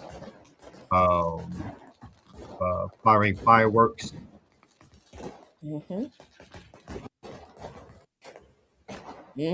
Everything is all cool during the day, but at night they're like, you know what? And you see the police are coming out now to break up the protest, to protect ICE again. So this one doesn't have a lot of narrative to it, but this shows the protests happening against ICE And again, the role of the police, whether in Italy, whether in the United States, is not usually to go up against, not even, it does not going up against all the ICE agents, even with the anti-ICE rhetoric that comes from some of these officials. It is normally to stop the protests from happening. Yeah. And, I just want us to be crystal clear, like the level of censorship that we're experiencing right now might be at its zenith, right? We may be experiencing the highest level of restrictive information that we have experienced in this generation. But just the lack of coverage from our legacy and heritage media outlets, like most people don't even know that these protests against ICE are happening during the Olympics. All we get is the medal recount, right? Oh, look at how the figure skating did, it was so great. Okay, but this is important. Like this is very relevant that an American law enforcement agency is being met by hundreds if not thousands of Italians in the street during the so-called, international games of whatever the fuck for the Olympics. And in addition, if you noticed on your social media feeds, chances are you're not seeing much coming out of Minneapolis right now. You're probably also not seeing the ICE raids ramping up in Springfield, Ohio, and across the state of Ohio. And Amber has continuously pointed out to us on here that Memphis continually gets overlooked in terms of what they are experiencing in terms of a occupation at the behest of the federal government and co-signed by state officials. Like the repression of media right now is extremely real, and it is so vital that people seek out information, that people are subscribing and registering to more independent media outlets, because we are intentionally being deprived of what our comrades are doing, not only across the country, but across the globe. And that censorship, the walls of that garden are about to grow even higher, and we are about to be shown even less. Yeah. Look at CBS. CBS brought by right-wing folks, installed a right-wing person, all for the benefit of some deal behind the scenes to appease Trump. They settled a lawsuit with Trump that, like, for 60 minutes, which made no sense whatsoever, except that it was a gift to Trump. Trump would not have won that lawsuit in court. It would have been thrown out of court, but instead they decided to settle the lawsuit and basically give the president money in order for him to approve a deal for a media merger. TikTok being basically forced out of the hands of China not because of anybody scared of China stealing U.S. information or citizens' information, but because they wanted to make sure the platform was not a place where the pro-Palestinian imagery could come out and people could actually see the genocide taking place. It's the story we saw on ABC News a couple of days ago when the Black Foundation was like, that's looked upon as a normal way in which to cover news. And you're right, all the media, all the journalists who were killed over the last couple of years in Palestine, not covered by so-called legacy media at all. They're fellow journalists. And in fact, one of the last, I think right before Trump, and they had the last, the big production they have with the journalists teaming up with the White House, they gave an award for courage in journalism to an Israeli reporter in the midst of hundreds of Palestinian reporters being killed by Israel. So the propaganda is real.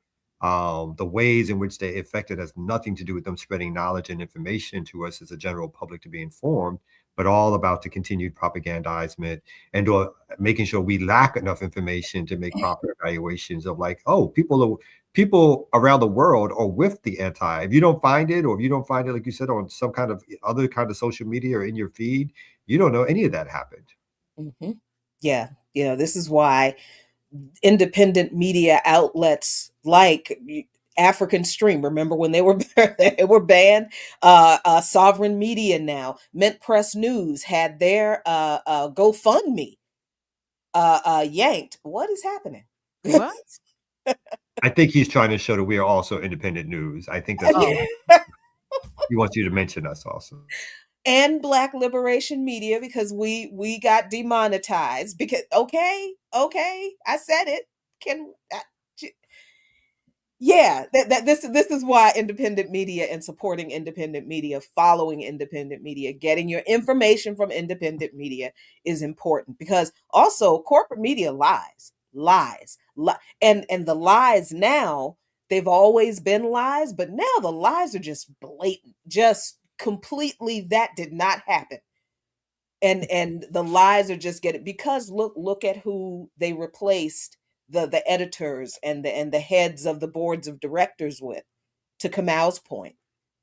The lies, they were already lying. Now they just replace them with people who have no problem blatantly. They're not even trying to pretend to have any kind of journalistic standards. So even I picked through these articles from the Post and the you should always been wary of the New York Times. But now we really have to be careful about what we share and believe and share from these people, because so yeah, I mean, it's And we in even trouble, y'all. We in oh, trouble. big trouble, big trouble. And I think, the complicity of the media is, showing itself in many ways, but in one very glaring way is the coverage of the Epstein files, right? If you compare and contrast what the fuck is going over in Britain, when I tell you shit is rocking, okay? The Epstein files is about to cost Keir Starmer his premiership, okay? This nigga's gonna have to step the fuck down. Keir Starmer didn't touch anybody, okay? Yeah. He didn't touch anybody. He's not accused of touching anybody. And he's about to have to fucking quit because he hired somebody, Mendelsohn, who has lost his lordship, had to step down from the Labor Party. Like, there are consequences being felt across the pond, and the two men feeling the consequences the most are currently not accused of touching anybody. Yep. Meanwhile, in America, the head touchers, the chief touchers in charge is just, shrugging and shit. Like, fuck you want us to do? I mean, what you want us to do, an investigation? I mean, you want us to, What can we do about this? what you want us to do about this shit? What we got some tips? What you want us to go talk to people? The fuck? I mean, it's just, and the media is like not saying anything, right? Not barely a peep. Howard Ludnick, the Commerce Secretary, got a little grilling and tiny bit grilling in Congress. But again, what did that do? There are no journalists. Let me rephrase. There are no legacy mainstream heritage journalists that are pursuing this Epstein files stories, of which there are literally thousands of stories, which is crazy. You could just pull on one thread and it'll take you down any number of very troubling rabbit holes. But American media, heritage, mainstream media, legacy media, uninterested. But just to compare what's going on, how it's being covered in the UK, it just speaks volumes about what we're dealing with here. Yeah. And all of it is a weird big contradiction, because as much as I'm celebrating what the UK is doing in response to people's names showing up in these files, whether they participated in the crimes against children, or whether they just were involved in access to the influence and the money, which appears to be the situation with Mendelsohn and Starmer, right? But in the UK, they're like, okay, that's fine. You didn't do anything to any children, but you actively participated, or you actively pursued access to the resources that people who did abuse children, and you knew. And you still hung out with those people. And the folks in the UK are like, you know what? Go to hell. Out. But see, they were that way years ago with Prince Andrew, years ago, when all this stuff first, what was that, 2018, 2019, maybe, I think around that time. And so they were already. But again, these are the same people. This is the same government that is locking up people protesting against genocide. Right? Absolutely. So Holding signs. yes, Holding for signs. holding signs and saying from the river to the sea. Right? Now you're a terrorist. They're charged with terrorism. Yeah. Terrorism. Yes. So here in the US, we've got, I don't even know how to just, Pam Bondi. Oh like man. I can't even be mad. I can't even be mad at Pam Bondi and acting like I can't even say she acted a fool, because that's how that is who they are. The way Pam Bondi acted, don't be surprised. That's not unusual. That really is the Mm. attitude they have.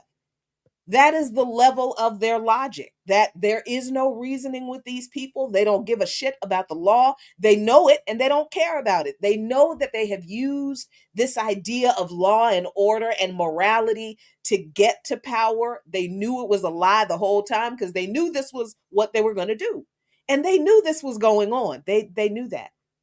They all knew, but so did the Democrats, right? I can only be so whatever it is I'm gonna be at Pam Bondi and Trump and Miller and Bannon and Patel and all of these other folks. I can only be so whatever I'm gonna be at them, because the truth is, the very people who are grilling Pam Bondi and these folks over these files had them. They Mhm. had these files. They had them. They had access to them. They're making a big deal now. Oh, I've seen the files and someone gave me a hard drive. What you mean somebody gave you a hard drive? You had them.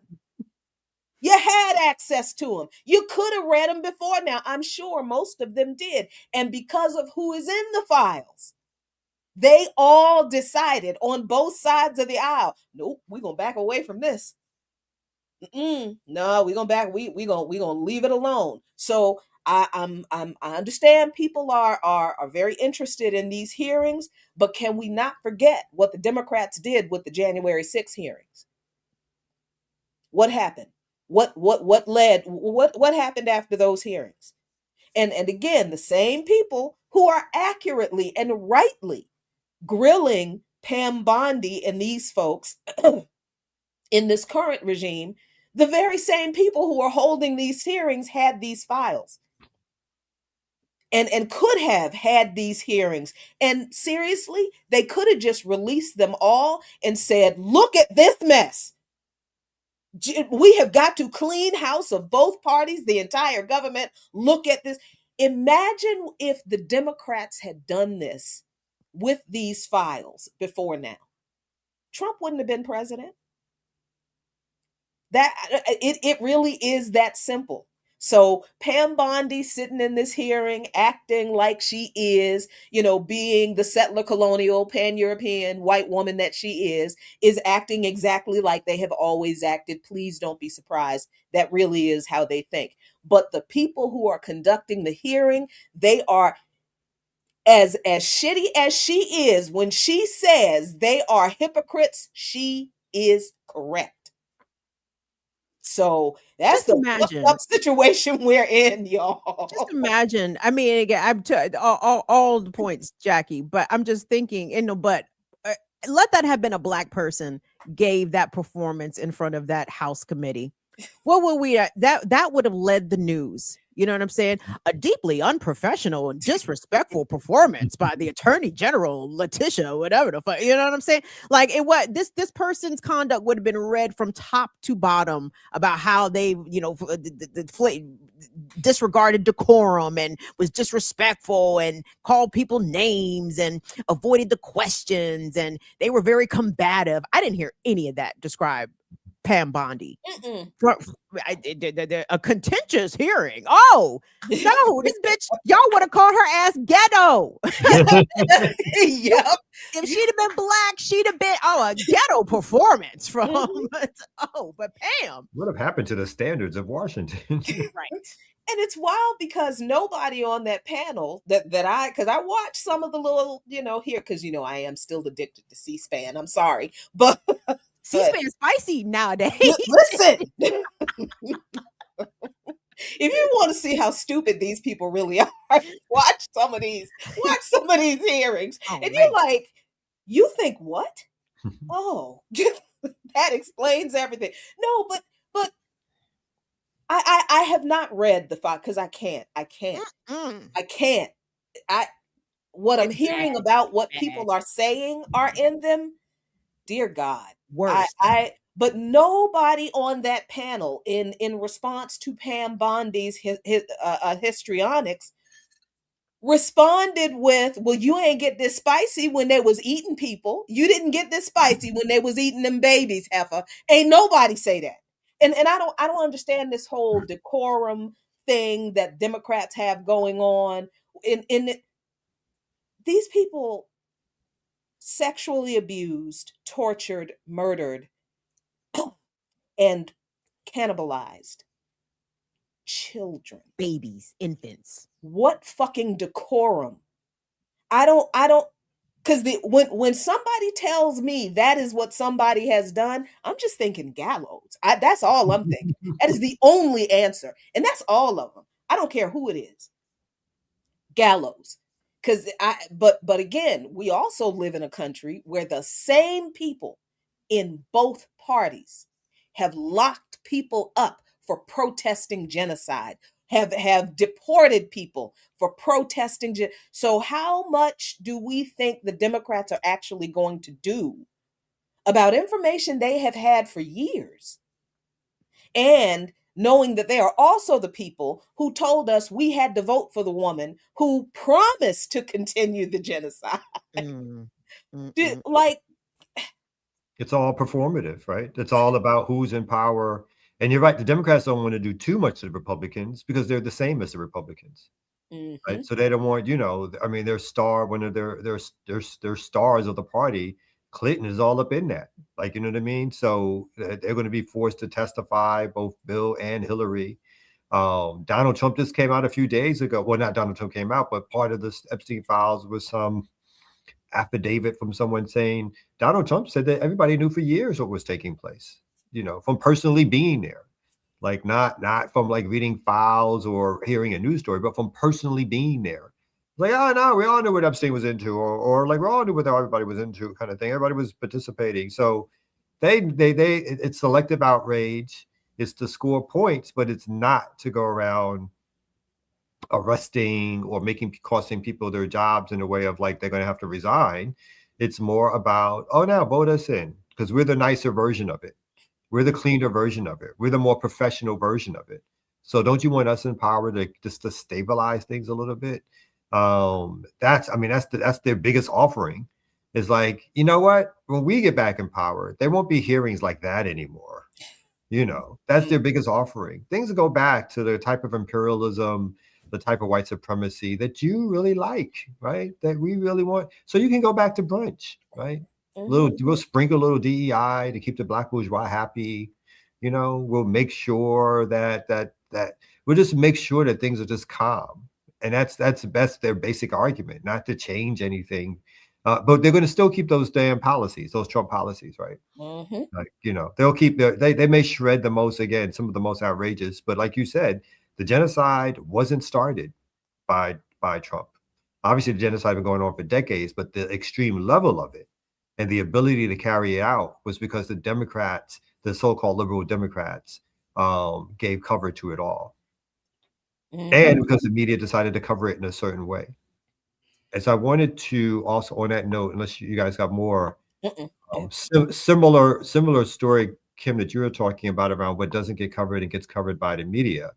I'll read out what it says, but in Israel, there are constant news stories on what they would consider their mainstream news channels that are about enacting the genocide of Palestinians or ethnic cleansing. And it's mainstream news. Again, not only the mainstream media, the politicians have said it, Netanyahu has said it, everybody says it. And it's not covered in the United States because they don't want you to, they don't want you to know it. And they don't care, quite frankly, or they support it, quite frankly. So the things that they say openly, you have a openly in Israel about what should happen to Palestinians. And this is just one example I found. אני אגיד לך משהו, פתרון עזה זה להוציא את כל העזתים מעזה בדרך של הגירה. A little bit on that, because he's obviously, I don't think people don't speak Hebrew, but this is, I'll tell you something, the solution for Gaza is to get all the Gazians out of Gaza, either through immigration or through eliminating all the residents. So literally, he just called for the genocide, and this is, I just came across this, but I come across it every day by folks who are reporting on what's still happening. We no longer get any stories in mainly mainstream media outlets, legacy news outlets in the United States that talks at all about the continued genocide in Gaza, in the West Bank. None of that is covered anymore. And these type of discussions that are happening in Israel are apocalyptic in terms of talking about the murdering and killing. Meanwhile, Trump has created I forgot what the name of the so-called leadership group Oh, the is. Board of Peace. He's the Board of Peace. Board of Peace. That shit which is has- supervillain shit. Doesn't it look Yeah. like? No, go ahead. No, supervillain. That's all I had to say. Okay. it looks like Lex Luthor's Board of Peace. Yeah. Like, what the fuck? Which includes Arabs from Saudi Arabia, right? So it's an across the board selling out of the interest of Palestinians and the okaying of the murdering and taking of land because they want to make deals. That's what they're concerned about. Is this clip that you played, is this pertaining to the mass executions? I know it's hard to distinguish the mass executions from the genocide, but is Israel, and I wasn't clear when I heard this, so if y'all know and can confirm or refute, please do, but they're trying to find, not trying to find, but they're calling for mass executions of yes, of the Palestinians who yes. are, hostages, Mm-hmm. and talking about hanging them, Mm-hmm. shooting them, like yes. and they wanted is this not that it matters whether or not it's public or not, but that is what was being called for No, in the that's Knesset? not that's not the same thing. Those are two separate things that they are doing at the same time. Yeah. Okay. They are planning mass executions of Palestinian hostages in the concentration camps. But they are also advocating for finishing the genocide in Gaza. Yes. They are literal, at the same time. Mm-hmm. Yes. And it's all open. It's all open. It's not like they're not hiding it. It's not like you got to read secret files. They come on their media and talk openly about all of it for a great public discussion, and the opposite end is like, well, we shouldn't have to kill that many. Right. It's not like no killing. It's not like give them back their land. It's like, well, not as many should be killed. Right. Does nobody in the White, of course, I'm answering my own question before I even say it, but no one in the White House press corps, when Trump gets up there and talks about, and there's finally peace in the Middle East, no one thought it could happen. It's like, you know that it's verified, documented, easy to prove. Israel has violated the ceasefire hundreds of times. Hundreds of Palestinians have died as a result of being killed by Israeli forces during this so-called ceasefire. But if I'm watching regular news, I hear, oh, look, the Rafah crossing got reopened. Aid is coming in. Oh, I'm sorry, but only 36 Palestinians were allowed to cross into Egypt, and a tenth of the aid that is promised is getting in. So what are we even talking about? Like, it's, again, sprinkle some crack. Yeah, like, nothing to see here. But again, this is the same media apparatus that lied, that wouldn't even use the word genocide. That's right. 100%. For the entire time before Trump was the entire time never reported accurately on the amount of people killed. Never ever. So I mean, what we throw in there, these are numbers from the Hamas controlled ministry of whatever. Right. Completely, any reporting then on the numbers completely becomes suspicious. You can't verify this or whatever. Right. None of that on the other side, when the Israelis was accusing folks of rape and murder and all the rest of it, blasted in the U.S. news as facts, as things that were happening on the ground from Palestinians onto Israelis. All the babies that were beheaded. I never saw nobody's mama or daddy of a beheaded baby. No, and we are in regard to a whole lot of stuff. We're not asking the right questions. Like, why? So now when you hear this, and that's one of them. Like, now when you hear this Knesset member talk about either we get them all out through immigration. Well, that's what the whole connection to Somaliland. is about that is why Somaliland recognized the state of Israel, because Somaliland wants that money, and they would get money in exchange for taking people expelled from Palestinians expelled from Gaza. Right? That's where that refugees. Yeah, it's like they're not refugees. They're being. Yeah, it's crazy. So let me read Ricky's comment. It says U.S. kidnapped Maduro and rerouted the oil going to Cuba to Israel. U.S. is killing Cubans to help Israel kill Palestinians. Yes, and the way the media, the way to Kim's point, the way the legacy corporate media in the U.S. is reporting that is they are saying that the interim president is the one who shipped the oil, that she's working with the U.S. That is not true. Right. That is the oil the U.S. stole. The U.S. sent that oil to Israel instead of to Cuba. They just intercepted a ship in the where was it? The Caribbean Sea? Not anywhere. Yeah. And a few days ago, that oil that was going to Cuba, that was it. So no, Delcy Rodriguez did not do that. The U.S. government did, and corporate media lied about it. Indian Ocean, thank you. Indian Ocean, almost like a stitch jacket. It's almost like they're like, again, there's like, oh no, they're working with us. Yes. You know what I mean? So to bring it back around 360, like we started off with, never ever ever, you can never ever get any news like you would right here on the Remix Morning Show on this platform, Black Liberation Media, where you can learn about the new Legion of Doom. You know what I'm saying? That shit is the Legion of Doom. What, the Legion of Doom? What? With Lex Luthor and Grog and come on. And Bad Superman. Remember Bad Superman part of the Legion of Doom? Bizarro. Bizarro. Yep. Yep. So that's where we figure out how, what's really going on in the world. You got to come to Black Liberation Media and watch shows like, Darker Than Blue. Like, Jackie, what you got coming up on there? We'll talking some more Black history. You need me? Yes. I promise. I appreciate the offer, but no. Where else would you? But please check out also the People-Centered Human Rights petition to move the games, to boycott FIFA, don't come here. Do not come here for these doggone games. So please sign the petition. Here and it's working. You guys are having some success with that, right, Jackie? It's moving. It is moving. Got it. Yep, it is. So please sign this petition. I'm going to drop the link in for you. And FIFA and IOC has to ban the US and Israel from participating in international sporting events. And we're going to continue this petition until something gets done. So please join us in this effort and spread it around. Thanks.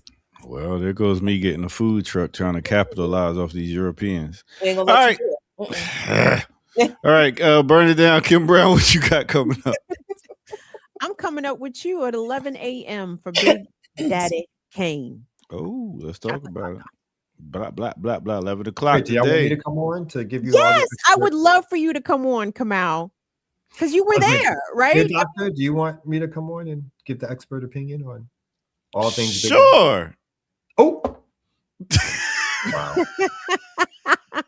I was there. And I know you was there. Come on, come out, talk to us. 88, time to set it straight. Where was you at in Brooklyn when Ain't No Half Step and Drop? College. I was in my college years. Half Step and Drop. You know what I'm saying? Huge all over. WBLS. KTU used to play. All the state, like, back in the day in New York, you had the white stations that would play black music. It was like mixed in there. So you have like a Z100, a KTU, BLS, KISS, So you could at some point you can get a little wall to wall Big Daddy and some of the other ones. So Big Daddy was phenomenal when he dropped. You know what I'm saying? Everybody wanted to be like Big Daddy at that point. You know I had my high top and my parts in my eyebrow. Yeah. So yeah, make sure y'all come back for that. If y'all on the ATL tomorrow, y'all can join me at Lunch Break Beats and Blends at Grant Park Coffee House, where you get some good Ethiopian coffee and some food and all that stuff. Yes. So yeah, that's what it is. Oh my bad. Kamal, you got anything? Not really, but I do want to highlight Grassroots Thinking. We have a great article in there by Two Black. Okay. That talks about where's Two Black's article? Oh, here it is. Nonviolence is violence too. Somebody's got to die. So this story has been doing really good online. People have been reading it a lot. So check that out. We have the oral history of Jaleel Montequin. So it's like 2.5 hours of an interview with Jaleel. The community movement builder's statement on Venezuela. So here's a place for written articles, another place for written articles from a Black left radical perspective. Check it out when you can. We have the Black Alliance for Peace statement that's up there. So grassrootsthinking.com. I'll drop the link in the chat. That's it for me. All right. Great show, everybody. We did it again. Make sure y'all tune in tomorrow from 8 to 10. We got some more. We got our younger crew coming through. You know what I'm saying? This is OG Thursdays. These are the original gangsters that started this whole Remix Morning show off from day one, y'all. So understand what's going on here. We building, so continue to help us build and grow, donate, get yourself some fly merch and all that. And rock out with us, Be like Kendrick Lamar, K-Dot. They're not like us. All right, you we can take built that off. this city. We damn sure did. Man. All right, and we out of here. Channel on rock and roll and hip hop. All right. All right, that's Jackie Lukeman. That is Kamal K. Franklin. That's Kim Brown. I'm the Ear Doctor, and this is the Remix Morning Show, y'all. Peace out. Have a great one. Make shit happen in the world. Organize. We out of here. Peace. Black Liberation Media is a collective of Black and African organizers, journalists, academics, and media personalities serving Black and African masses seeking to further grow in their understanding of themselves, their histories, and the African world through entertainment and news. Please continue to like, subscribe, and donate to the channel so we can further serve you and liberate our people. You can also go to blkliberationmedia.org, get some merchandise, and also become a Patreon member and a member from the YouTube. Please do what you can, share, and show your love as we will show ours for you. Black Liberation Media.